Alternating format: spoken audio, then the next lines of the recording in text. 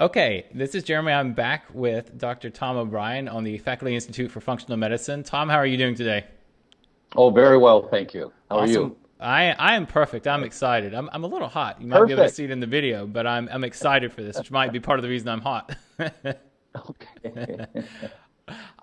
So Tom, you and I were just chatting before this interview, and one of the things you mentioned is that your approach to everything is to take a big picture overview. It's part of why I just mentioned that you're on the Faculty Institute for Functional Medicine, and you take a big picture overview to health and to every other aspect of our lives and our body. Let's just start there even before we get to diet or anything. What does that mean for you, that approach? Like, how do you look at health and the way that we approach our bodies? I think that every generation looks at the generation before them or two generations before them. For example, I'm 64 and you're in your early 30s. Would that be right? I look better than I'm my late 30s. Late 30s. Okay. Yeah. Okay. Good. So, we're two generations from each other. And sometimes the line of thinking that people use in the next generation is hard for the previous generation to understand. So I'll say things like, is that a group? This music we're listening to, or somebody will reference it and say, boy, I don't know about that. Is that a group? And but in terms of our health, what we're doing is not working. Right. Looking for short-term results is not working. And I'm going to give you some statistics that are just shocking.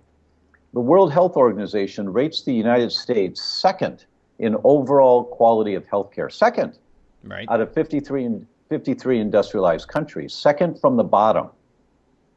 We spend more than any other country on the planet on healthcare, and we have the second worst results. We have the second lowest infant mortality rate, the second lowest senior women quality of life without debilitating disease, and for men, the second lowest quality of life without debilitating disease. In other words, our lifespan continues, but the last decade of our lives or more is we're debilitated. We've either got cognitive decline and we're heading to dementia, or we can't move around very well. Let me give you an example of why elders can't move around very well. Yeah. How many elders do you see walking up and down the stairs with grace? I mean, it just doesn't happen very often. And why is that? In my practice, I did 316 consecutive patients with a very complicated, sophisticated blood test. And I looked for sensitivities to gluten as an example. And we found that 67% of everyone that came into my office, everyone, had elevated antibodies to gluten, 67% of them. If they had elevated antibodies to gluten, 26% of those people had elevated antibodies to their cerebellum. Wow. That's an area of your brain that controls muscle movement. And that's why elders can't walk with grace, is because their brains have been shrinking for decades by having, for many of them, elevated antibodies killing off their cerebellum. And you see the MRIs of these people, and their brain, if they had MRIs 10, 20 years earlier, their cerebellum has shrunk. It's shrunk, and so it can't, and it's the cerebellum that controls muscle movement. So 26% of people with a sensitivity to gluten have elevated antibodies to their cerebellum.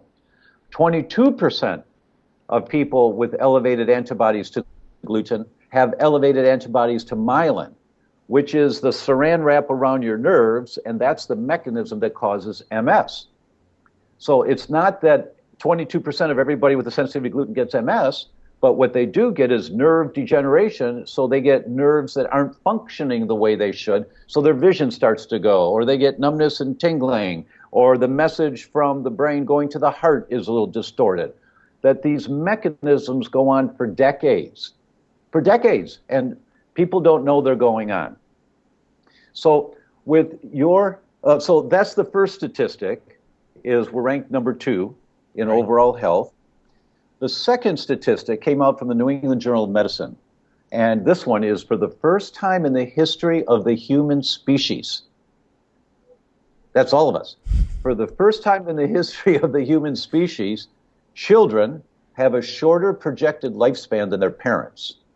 They're going to get sick earlier, get diagnosed with diseases earlier and die at an earlier age than their parents. We've always lived longer than the generation before us, but not anymore. So the way that we're all thinking about our health for optimum health, and I want to be the best that I can be, and I want it now, and the things that we do, and we drink too much coffee or whatever the things are in our lifestyle that we do, it's taking a toll that's killing off the next generation earlier than the generation beforehand. We're going in the wrong direction. So we need to reframe how we look at our health, because everyone that's viewing this has been indoctrinated by the television commercials we see and the marketing pieces. Lose 20 pounds in the next 3 weeks. We see all these marketing things that just sound so attractive so that we can have the better babe body, or be the hunk of the guy oh my gosh, it's March and I want my beach body for the summer. I've got 2 months. I've got to lose 35 pounds. Oh my God. And we do this crazy stuff, right, to try to get immediate results or very quick results versus being sensible and having a longer-term game plan. You want to lose 20 pounds? Do 2 pounds a month so that it takes you 10 months. That way you aren't shocking your body in a way that's going to come back to bite you. Right. This is why Weight Watchers doesn't work. People lose a lot of weight on Weight Watchers, and then they go back to and they gain it back again. So whatever you are going to do to change the direction of your health or change how you look or how you feel, these changes you make need to be changes that move in the direction towards a lifetime. Right. Not that there's anything wrong with doing a ketogenic diet, this particular summit. There's nothing wrong with that. It's a great idea. But how do you do it in a way that enhances your long-term health so that you don't yo-yo? You don't go up feeling better and get the body you want, and then a year from now you crash and you're back to where you were. Right. How do you do that? So what is the main issue that you see with the current indoctrination? Right, you said that people are seeing the ads and everything to lose 20 pounds in 2 months, to do everything very quickly. Is it just that after they do that, they go back to the very unhealthy lifestyle? Is that the primary issue with that? Well, there's two things, and that's one of them, is that they tend to shift back to what their foundational lifestyle premise is. They tend to shift back that way. That's the first. The second thing is the speed with which people lose weight. Now, you don't get more fat cells after the age of 2 or 3. We've got all the fat cells we're going to get in our life. They just get bigger or smaller. So if they're getting bigger and you're getting more fat, so it's that your fat cells are storing stuff. What are they storing? Well, usually it's carbohydrates. They get converted into sugars. Unused sugars get converted to fats, and you get all this extra fat going in. But what else do they store? They store toxins that your body says, keep this away from my brain. Get this out of the bloodstream. So these toxins go into storage. And where are they stored? They're stored in the fat cells. Also stored in the bones, but mostly in the fat cells. So if you start losing weight quickly, or as you start losing weight, you're flushing out your fat cells, and components of those fat cells will include persistent organic pollutants like DDT and PCBs or bisphenol A or lead or mercury or cadmium or arsenic. And if you get more of this stuff in your bloodstream and in your lymphatics being squeezed out of the fat cells, now it's in your body to be circulated and get out of there again. It was in your bloodstream or circulation once. Now it's back there again in circulation. If you don't have enhanced detoxification pathways, if you aren't drinking more water to flush this stuff out and make sure that your liver detox pathways are working well and your bowel movements are great. How many people, if you were to ask them, have great bowel movements? Not many. Yeah, very few. If you're going to detox and go on a ketogenic diet, you want great bowel movements because you've got to move all this stuff out that you're trying to get rid of. And so if your bowel habits are the same as they were last week, but now you're implementing a new protocol, and you're going to be burning fat off, and you're throwing all this stuff into your circulation, the possibility, the likelihood that many of these toxins are going to get into your brain is very high.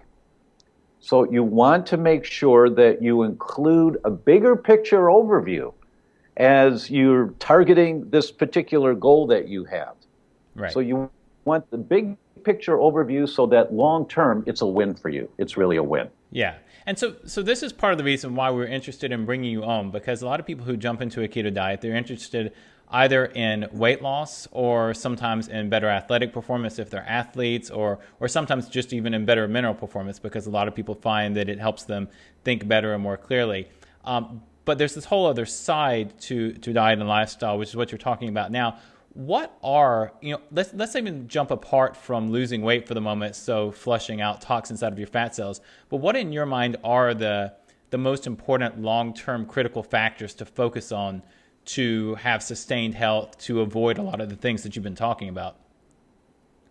Well, the first thing, and I'm often asked at the end of an interview, what are the three things that we should do in our lives? Those types of questions. I thought I'd jump to it before the end. And the first one always, right? Great. Let's get down to it. Difficult complication.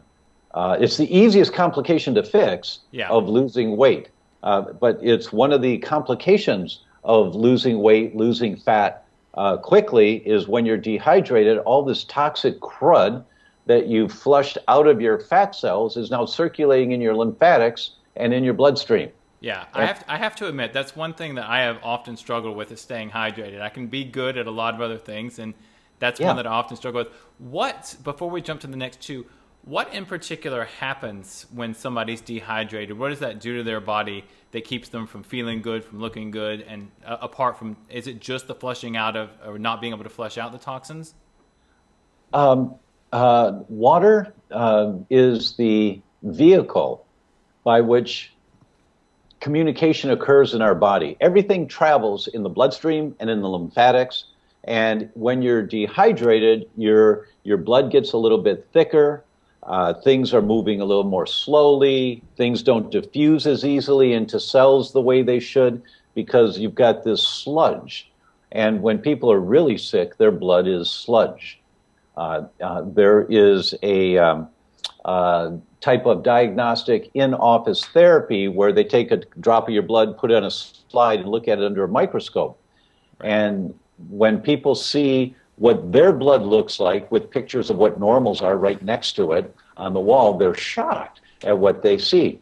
Then do a week of drinking 2 glasses of water first thing in the morning, and then more water during the day. And then go back and do it again, and you see, and if they took a picture the first time, and then you look the second time, take a picture the second time, what you see, oh my gosh, look at this. There's so much, things flow easier. It's just obvious to see. Yeah. So that's a way of saying that when you are dehydrated, you're toxic. It's like if you back your car up into a snowbank. You're going to a parking place and you back up and you go into a snowbank, your exhaust pipe gets plugged up with snow. You better not stay in that car too long while the engine's running, right? Yeah. Because the exhaust will come back through the car. And that's what happens in our bodies. That's what happens when we're not hydrated well enough. And the rule of thumb on hydration in general, depending on what expert you talk to, but in general, I've never seen it lower than this. I've seen it higher, but I've never seen it lower than 1/2 ounce of water per pound body weight per day. So if you weigh 150 pounds, as an example, that's 75 ounces of water a day minimum. That's not maximum, that's minimum. And if you're an athlete and you're sweating a lot, or I do hot yoga as an example, so I perspire a lot, then it goes up to about an ounce, somewhere between 3/4 and 1 ounce of water per pound body weight, because you're sweating so much and you have to drink more because you're losing more. But in general, for people that walk but they're not into aggressive exercising, a minimum of 1/2 ounce of water per pound body weight per day. When you help people move to drinking more water, if they're already on, say, a paleo or keto diet, do you often find that you also have to increase their sodium intake? You have to increase their minerals in general. Right. And the way I determine if people need more sodium, I said, do you go for the bottom of the bag of potato chips? If you're going down into the bottom for the crumbs and you really like the crumbs and you're licking your fingers, you need more salt. Yeah. That your body is saying you need more salt. So that's a good question. And most people do need a little more sodium. If they're eating clean, they often need to supplement. And I personally like Himalayan pink sea salt. Oh, I love it. It's fantastic. Yeah. We've got 5 or 6 different types of salt here, and depending on what we're cooking, or we rarely use salt when we're cooking. I'll put a little on my food, not so much in the cooking of the food. I can't think of anything I put salt in when I'm cooking, ever. But certainly on the food, if I feel I need a little extra salt, I'll do that. Yeah. I personally love it that way too, because I feel like I can taste the salt better if I put it on after instead of cooking with it. And sodium is so crucial for your adrenal glands. Right. Crucial. And most people that are in adrenal taxed states, whether they're in full adrenal depletion or exhaustion or just taxed, they're spilling a whole lot of sodium, and they need more. They need more salt. I feel like we need a new word since we've moved past the adrenal fatigue category. We don't have a common word for the group of adrenal, hypothalamus related issues, but yeah. Well, Hans Selye started talking about, he coined the word stress related to health in 1946. Oh, wow. I've got the Life magazine article with Selye as a young researcher and the mice, and he showed what happens to the mice. And what he found was that when humans, if someone dies of trauma, unfortunately, and on autopsy, if they were healthy, young people in their early 20s or something, healthy people, their adrenals are the size of a walnut. Wow. And someone of the same age that dies of a disease, unfortunately contracted a disease and died of a disease, their adrenals are the size of a peanut. And he identified the different stages of wearing down your adrenal glands. Adrenal fatigue comes first, and then it's adrenal depletion, adrenal exhaustion, and then adrenal depletion. You're just depleted. There's nothing left. So there are different stages. It's a good book to read. He wrote a book back in the 70s called The Stress of Life. And he outlines how your adrenal glands wear down. And we're under so much stress today in this society that we live in. I think the stress factor has gone up exponentially by decade.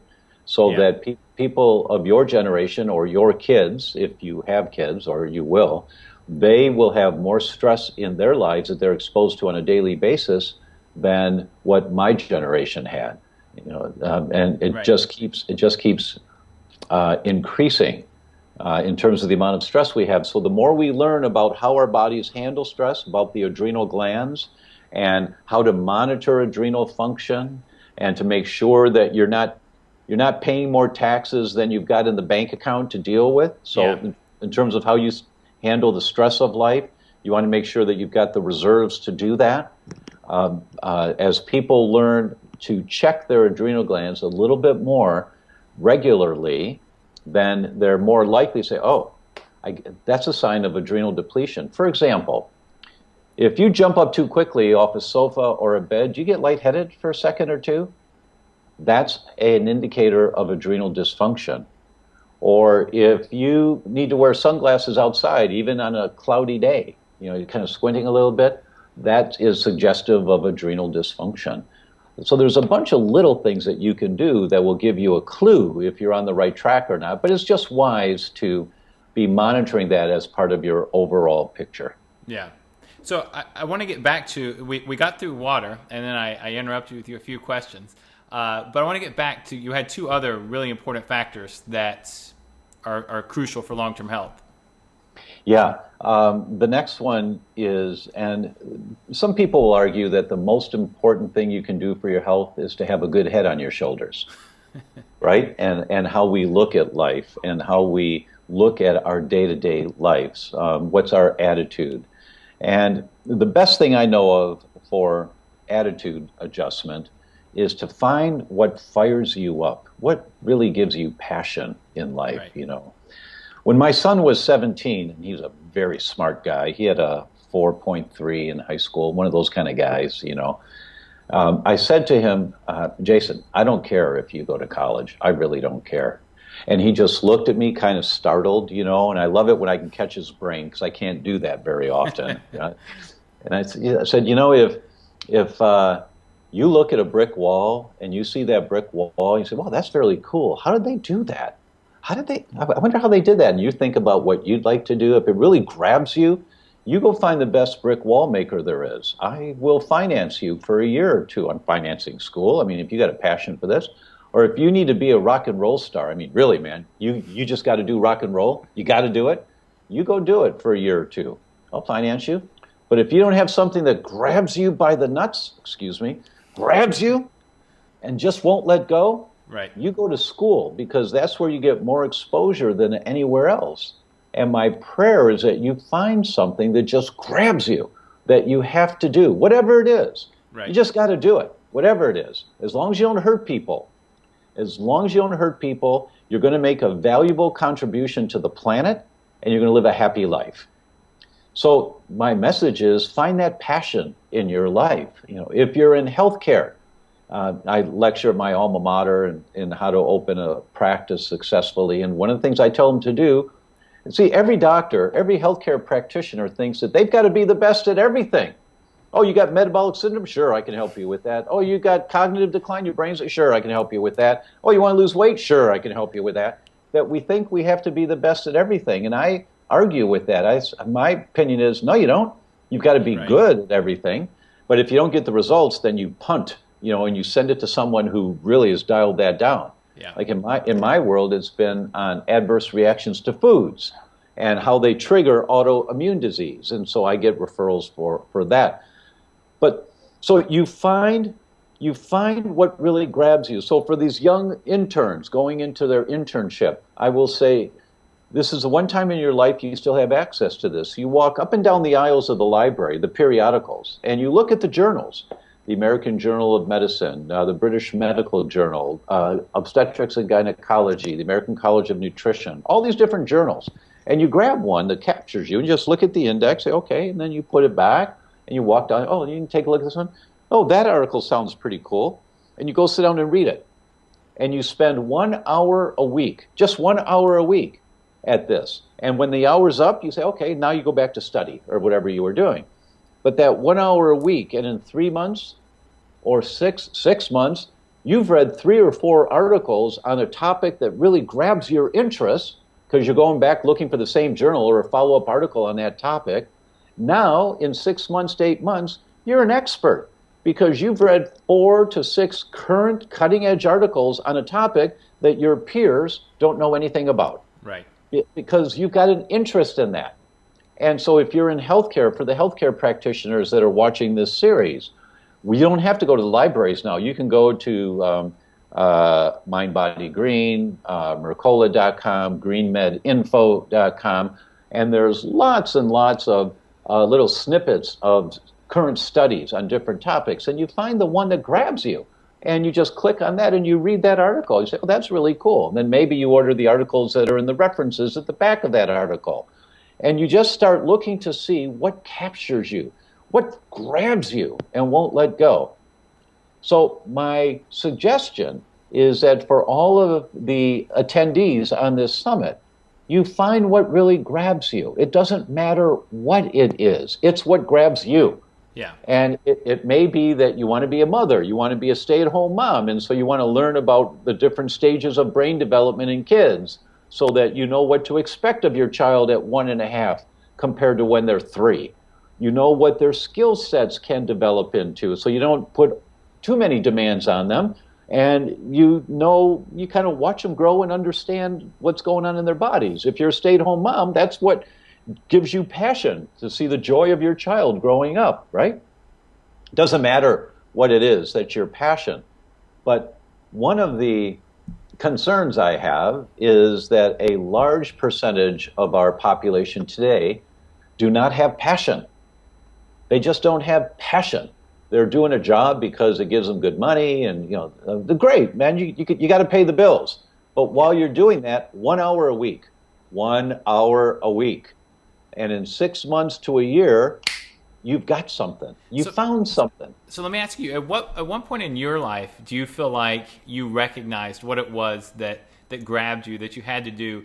And as a follow-up question to that, did you notice an immediate difference in how it affected your life in terms of your health even, or other aspects of your life, your happiness, and how has it affected it since?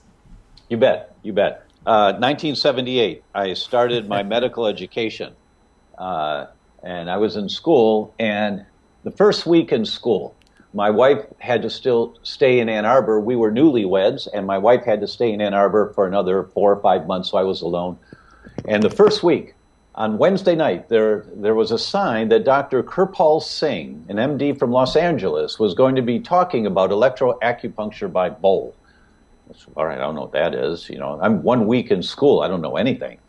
So I went to the lecture, and here's this guy, and he, of course, is a 3HO guy. It's the guys with the white turbans, and he was talking about this diagnostic instrument that measures electromagnetic current along acupuncture circuits in the hands.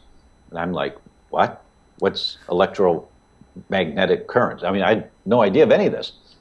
And he gave the story of a 44-year-old woman.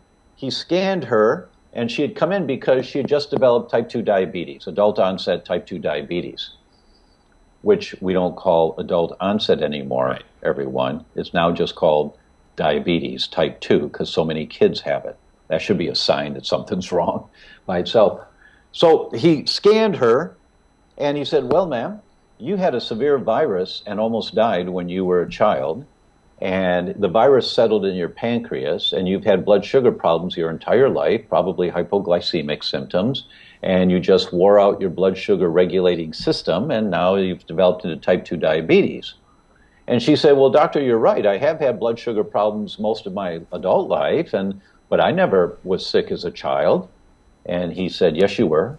And he said, no, I wasn't. And he said, I'm sorry, you were. And, no, doctor, I know my body. And he said, is your mother alive? Yes. Here, call her. And she called, hi, Mom. I'm at the doctor's office. Everything's fine. But he said I was sick when I was a child. I wasn't ever really sick, was I? Oh, honey, you almost died. They lived in a small town, and the doctor was gone, and we put you in ice baths. You had 106 fever. And we put vinegar socks on you. We did everything we could think of to help, and you made it through. But yeah, you were really sick. So this instrument had diagnosed that 40 years later. And I just sat there and I went, what? What? That next weekend, on Saturday, there was another presentation, a sign in the corridors, in the halls at school. They're saying, Dr. Sheldon Deal, Mr. Arizona, okay, the guy's a bodybuilder, okay, is going to speak. So I went to hear this guy speak. And back then, color televisions had just come out, right? So this was in a lecture room, and there was a color television on a stand. He turned it on, but turned the volume down, so it was just the screen, the picture on the screen. And he walked over to his briefcase, opened up the briefcase, and took out a bar magnet the size of my 6S. And he just held it up like this and walked up to the color television, and the picture turned upside down. And he walked away, and the picture went right side up. And he walked towards it, and the picture went upside down. And he walked away, and the picture was right side up. And he said, that's what electromagnetic energy does to your brain and your nervous system. And everybody just sat there like this. And at that time, it wasn't cell phones. He was talking about batteries in watches, because that was a new thing, batteries in watches. And you put a battery next to your body, and it throws off your electromagnetics. So these two talks were my first week in my medical education, the first week. And I just looked at this, and I said, oh, my gosh. So now fast forward, I'm about to go into my internship, and my wife and I could not get pregnant. So I called the 7 most famous doctors I'd ever heard of, holistic doctors, and I said, what do you do? And they all told me what they did. I wrote it all down. I put a program together. We were pregnant in 6 weeks. Wow. My neighbors in married housing, we lived on campus, They had been through artificial insemination and nothing had worked for them. They said, well, can you help us? And I said, well, I don't think this will harm you in any way. I don't know that it'll work, but sure. She was pregnant in 3 months. So we were hot to trot. By the time I came out in practice, I had this passion to help every couple get pregnant that wanted to get pregnant. And what we found was that whenever there were hormone irregularities, hormone imbalances, or hormone dysfunction across the board, there's nothing really, there are very few things that are all and every. This is an all, everyone. This is an all. That everyone that had hormone irregularities had a food in their diet that they were eating regularly that they were sensitive to, and they did not know they were sensitive to it. But their immune system was fighting it, causing inflammation. And when you pull at a chain, the chain always breaks at the weakest link. It's at one end, the middle, the other end. It's your heart, your brain, your liver, your kidneys. Wherever your genetic weak link is, that's where the inflammation is going to manifest eventually, right? So when you eat foods that you're sensitive to, you're pulling on the chain. Yeah. And it's going to show in your brain, or it's going to show in your reproductive system, or it's going to show in your joints, wherever it shows. So the first rule of thumb that we learned was stop throwing gasoline on the fire, right? If you want an anti-inflammatory lifestyle, which allows your body to thrive, stop throwing gasoline on the fire. That's the first thing you have to do. So that got my passion and fuel going long before I was in practice. I already had this fire to practice what became known as functional medicine. Yeah. That is having the big picture overview. It's a very fascinating story, because one of the things I was wondering even before this interview was what had gotten you to focus on food sensitivities. And it's something I don't think I've ever heard you talk about in particular as what led you down that path. But it sounds like it's one of those serendipitous things. I don't know if you're a big fan of Joseph Campbell, but it always reminds me of Following Your Bliss. It's one of the things that he always taught his students, that he always loved. So you mentioned this, that following your passion, or finding your passion, finding something that grabs you, as a critical piece of health and of life, right? For almost everybody. What do you feel like it's done for you? What do you feel like it does for patients who you find are able to find that, or just people who are able to find that? In my life, following this passion, the way that it manifests for me is that I've read, literally thousands of studies in the last 30 years. My library is quite extensive, that I dialed into the research to get the bigger picture and understand. And when I'm on stage speaking, I'm always just study after study after study after study, and I'm showing how this author connects to this author's message, connects to this author's message. Do you see the picture, everyone? And doctors will sit there and they, wow, yeah, that makes sense. That just makes sense. So what it's done for me is that it's the research that I've read has been the manifestation, how I've manifested my passion, which is carrying the message out to the world that for my contribution to the world is, here's how you can have a healthier life. If you have a healthier life and a healthier brain, you're going to think more clearly. If you think more clearly, you'll make smarter choices. We were just talking this morning about how we don't really own it. I don't own it that every time I use a dishwasher, as opposed to washing the dishes by hand, I don't own it that I'm fueling the environmental impact and more toxins in the environment and a more rapid breakdown of our environment. Every time I use a dishwasher, every time I drive my SUV 3 blocks instead of walking, every time I do this, and there was a discussion this morning that was quite impactful for me. And I said, well, all right, I'm going to start walking to the coffee shop more often. Yeah.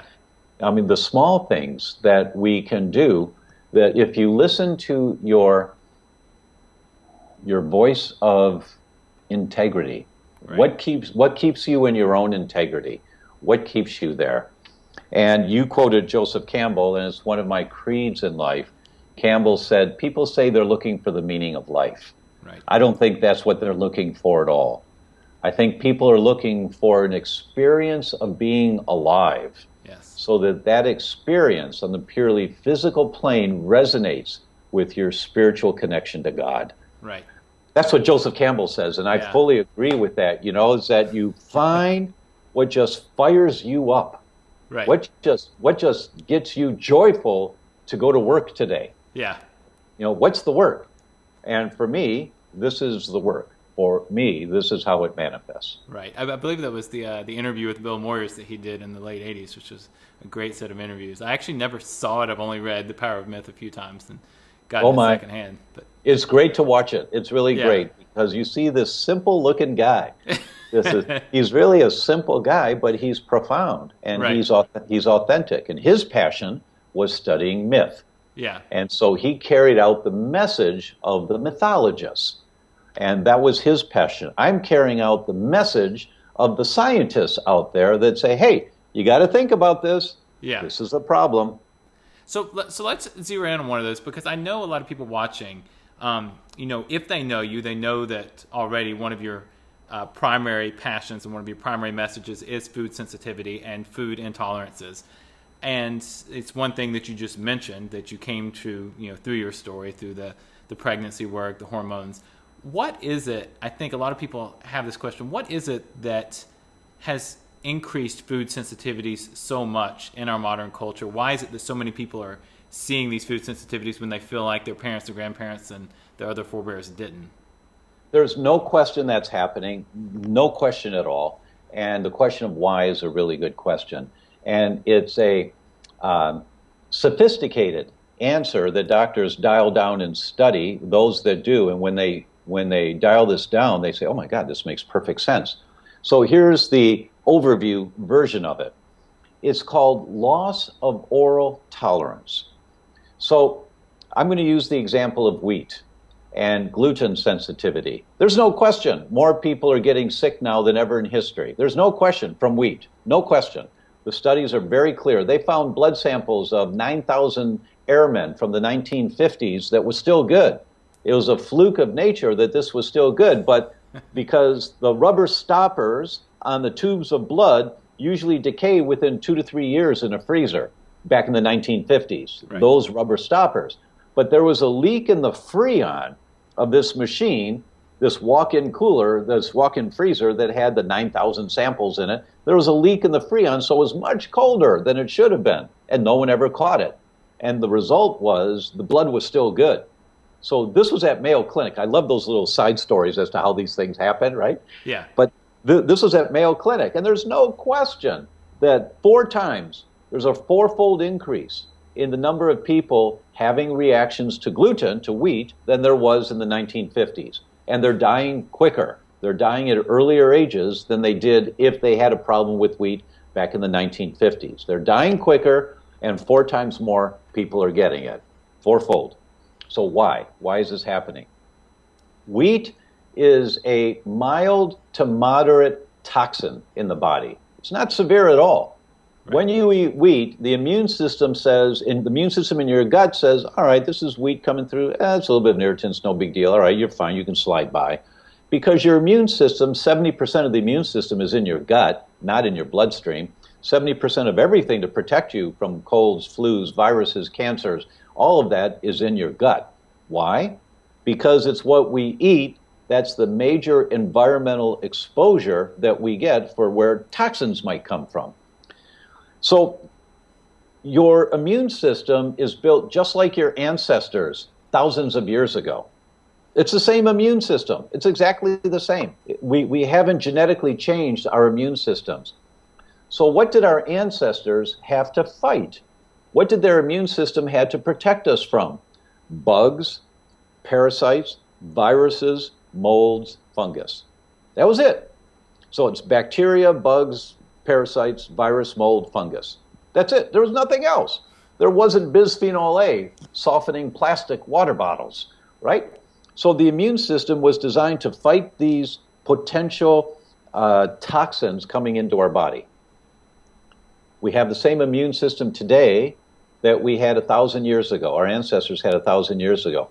Our immune system is designed to protect us from bugs, parasites, viruses, molds, fungus. That's all we're designed to, that's the equipment we've got. There's no special response to DDT. There is no special response we have to bisphenol A.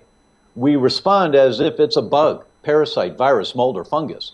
That's the only way that we can respond. But there are so many more irritants coming in now than ever in history for the human species. There's no child born today that the most recent study I've seen from the Environmental Working Group identified 280 some chemicals in the newborn placental bloodstream. 280 chemicals, toxic chemicals, like DDT and PCBs and bisphenol A, that newborns have in their blood at the time of birth. Those things aren't dormant. They cause inflammation. They cause neural malformations, and nerves don't grow properly. Brain cells don't connect properly. Right. Why do we have 1 million kids a year diagnosed with autism in this country? When I came out in practice, it was one child out of every 4,800 had autism. Now it's one child out of 43. That's the most recent statistics from the Centers for Disease Control, the CDC, is 1 out of 43. People wake up, because there's so many toxins. So we have this overload of toxins coming into our bodies by what we put in with a fork. Yeah. And what we guzzle down, this overload of toxins, so that the minor irritants like wheat, it's a minor irritant, no human's supposed to eat it, but it's a minor irritant, no big deal, unless you've crossed the line and you've got trigger-happy immune system just fighting everything because they're just trying to stay alive. Right. It's just survival mode.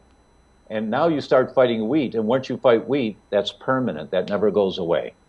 That's why there are so many more today than ever before. Do you feel like it's also contributed to by some of the other things you mentioned, the chronic stress, the fact that we're just, not just, I mean, obviously the stresses that you're talking about, putting the toxins into our body, but also the mental psychological stresses in our life, and also maybe fewer nutrients since we're eating to some degree a less nutrient dense and less antioxidant rich diet? Those are two really good points. There's no question. The answer is yes. Lots of studies on that. Stress hormones change your microbiome. They change it within a very short period of time. And when you change your microbiome, you're much more at risk for more inflammatory responses to minimal insults. There are so many ways that the excess of stress hormones that we're producing because of this crazy world we live in.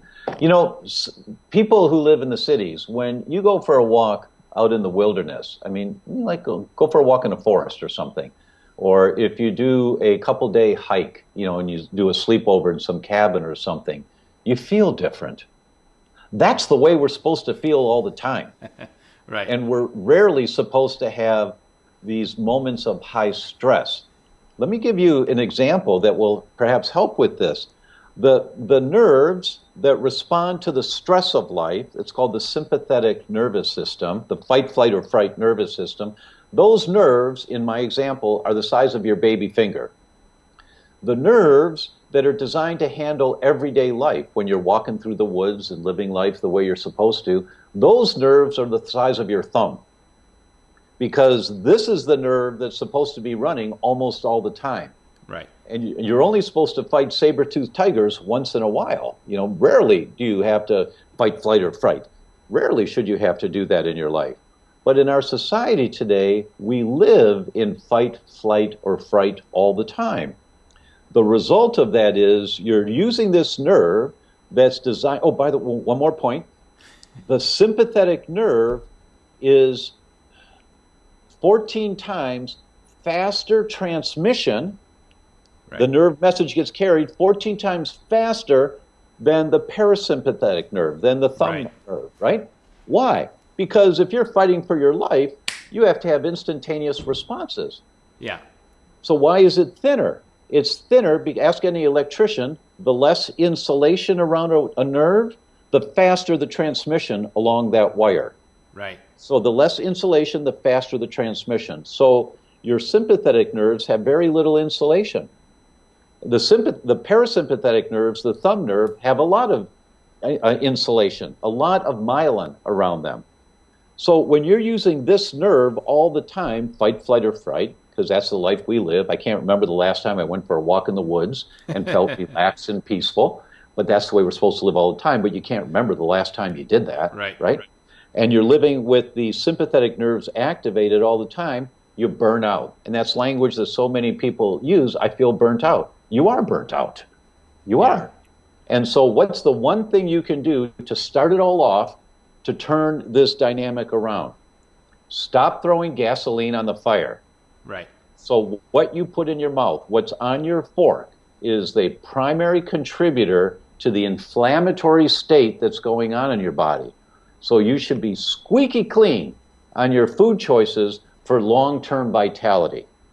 Squeaky clean, no cheating. Once in a while, a piece of birthday cake, you have a piece of birthday cake, and then, well, but that's gluten, and if you have gluten sensitivity, you can't, because you get complications for 3 to 6 months from one exposure. But let's say, I'm going to have a Mountain Dew once in a while. I don't advocate that, but who cares if you do something once in a while in general? Right. But the vast majority of your life needs to be this squeaky clean selection of what you're putting into this temple. So you treat it like a temple once again. Right.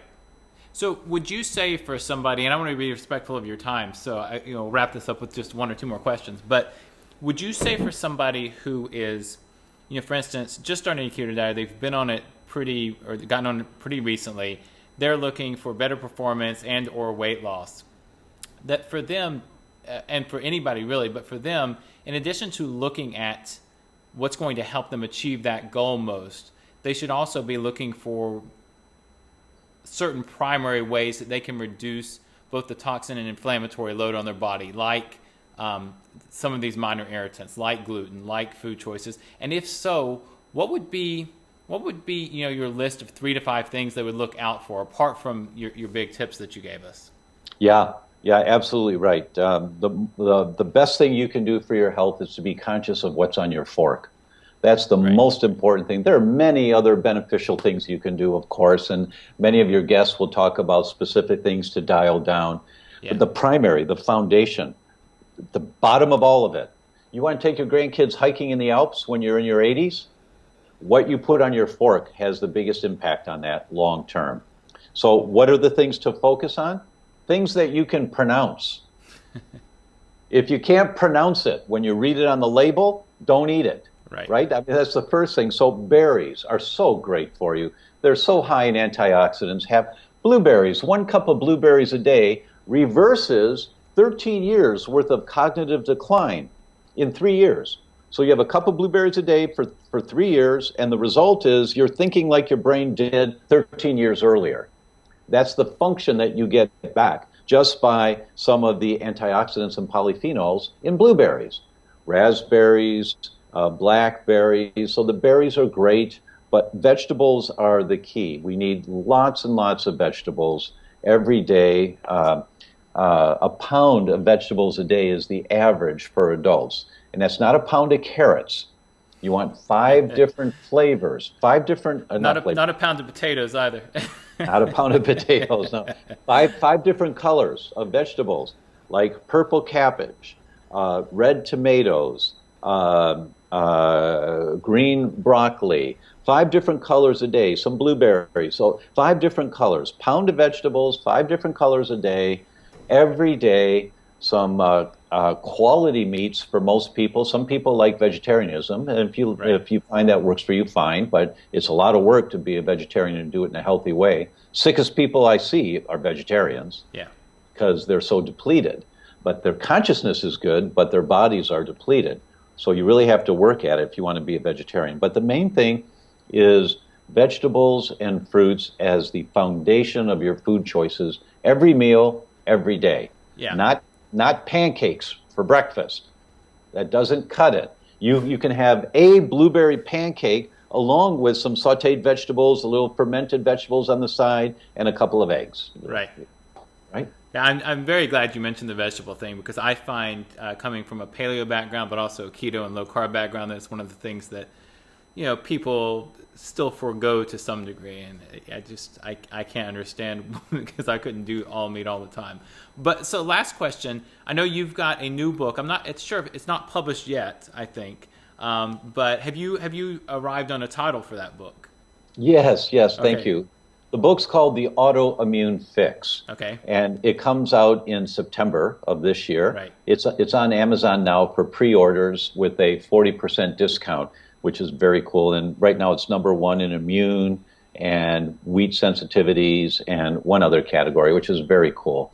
And the publishers apparently determine how many copies to print based on the pre-orders. So and then Right. how much marketing to carry the message out. So it's looking good so far. It's the first book. This is 30 years of work on my part. This is my life's work. And it comes out at the same time as our next event comes out. I did an event 3 years ago called the Gluten Summit. Right. And I haven't done anything since then because I haven't had the passion. But this is the passion, and it's called betrayal.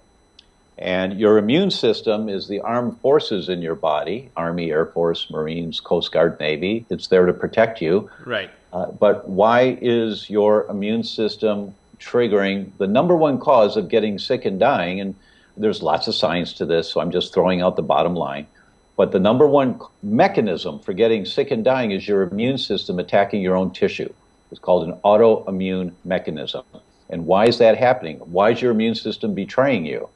And what you will learn, because I've traveled the world interviewing since last October. I've been in Portugal, Spain, England, Germany, Brazil, interviewing world leaders on this. And what you're going to learn is that it's the environment and what's around us that our immune system is fighting, and the collateral damage, if you will, is that it's attacking your thyroid or attacking your brain. And you don't want to shut down what it's doing. You want to reduce the insult so there's less collateral damage. I think that's the way I'd say it. And so that's our event, Betrayal, coming out in September. And the book will come out at the same time. And the book is that whole message with what do you do about it? How do you begin to turn all of this around? Yeah. So we'll have a link to your book, and it'll be out actually by the time most people are watching. A few people will get to see this before, but most people, your book will be out. And I'm sure it's going to be huge, because I think if I've seen the numbers recently, I think diagnosed Americans with autoimmune conditions is somewhere, like 50 or 60 million? The National Institute of Health tells us that 22 million people have cardiovascular disease annually, 9 million people cancer, 50 million with autoimmune diseases. Wow. It's more than cancer and cardiovascular disease together. Yeah. And it is the primary mechanism that takes us down eventually. Wherever the weak link in your chain is, it's the immune system attacking that weak link that manifests the eventual symptoms. I'll give you one example. Alzheimer's. Right. Nobody gets Alzheimer's in their 60s or 70s. You get Alzheimer's in your 20s and 30s. It's just decades of killing off your brain cells before there's enough damage to where the symptoms begin, and then the damage accumulates aggressively, so it's more, and so it becomes obvious. Right. Dale Bredesen at UCLA runs the Alzheimer's Research Center there. He published 2 years ago, reversing Alzheimer's in 9 out of 10 card-carrying Alzheimer's patients at UCLA within 5 years. And it was this approach that we talk about in the book. Check this, check this, check this, check this. There are 34 things to check. If it's out of balance, fix it. If it's out of balance, fix it. They have B12 deficiency, fix it. And it's the 34 things that Dr. Bredesen outlined that reverses Alzheimer's, 9 out of 10 people. Wow. So we all need to wake up to this, because it's the number one thing that'll take you down. And you can identify it years before there's enough damage to actually cause symptoms, years beforehand. And that's what betrayal is about, is how to identify it. Awesome. Well, Dr. O'Brien, I really appreciate it. It's been fascinating. I've loved hearing about your story, and I'm sure people are going to get a lot out of both this interview and the work that you're putting out in Betrayal and the book. Thank you so much. It's really a pleasure to be with you today. Thank you.